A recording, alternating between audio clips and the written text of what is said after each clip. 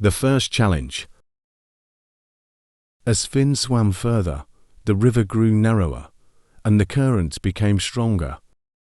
Soon, Finn reached a narrow passage filled with sharp rocks. The water roared as it rushed through, and Finn hesitated. What if I get hurt? What if I can't make it through? Finn thought. Suddenly, a small voice called out, "You can do it." Finn turned to see a tiny crab waving its claw.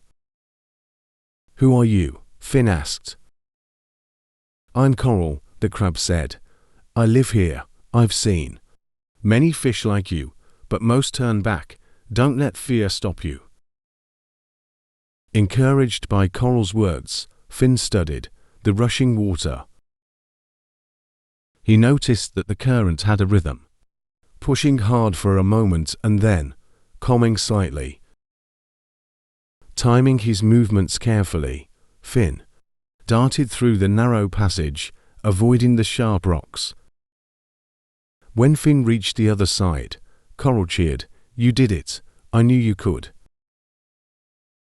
Finn smiled, feeling proud. "Thank you, Coral. Your encouragement gave me the courage to try." Thanks for watching. Please share, like and subscribe for more videos.